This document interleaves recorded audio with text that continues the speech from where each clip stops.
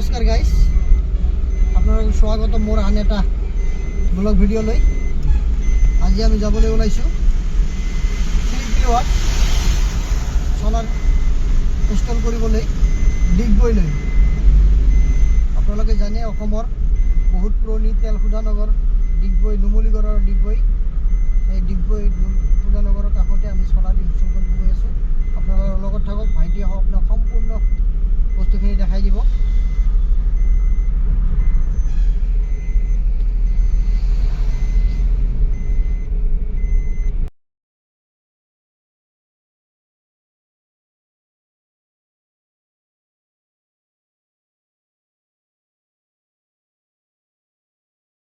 আমি এতিয়া আহি অলৰেডি পাই গ'লোঁ কাষ্টমাৰৰ ঘৰ। এইখনে হয় কাষ্টমাৰৰ ঘৰ। ভাইটি ভালকৈ ঘৰটো দেখাই দিয়া।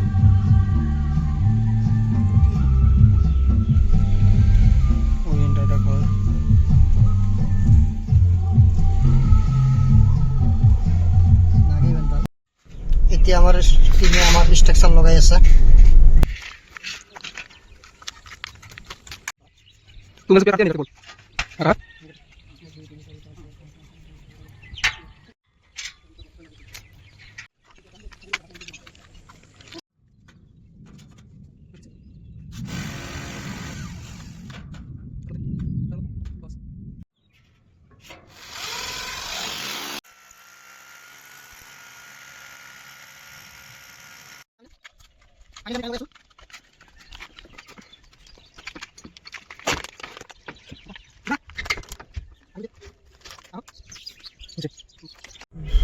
ধাৰাসাৰ বৰষুণৰ মাজতো আমাৰ কাম ৰখি গ'ল। এতিয়া আৰু উপায় নাই, ৰখিব লগা হ'ল।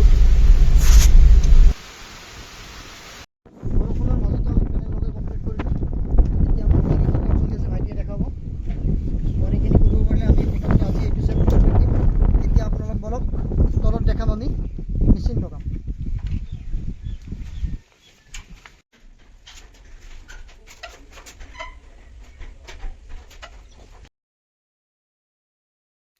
আমার ফাইনালি 90% কাম কমপ্লিট হৈ গ'ল। এতিয়া আমি মেচিনটো অন কৰিম, অন কৰি যাব পাৰিম। এতিয়া আমাৰ চলি আছে থাৰ্মেল কানেকশ্যন। থাৰ্মেল কানেকশ্যনটো কৰি আছোঁ আমি। ফাইনালি আমি এতিয়া মেচিনটো অন কৰিম। দিয়া উঠাই দিয়া ডিচি টিভি।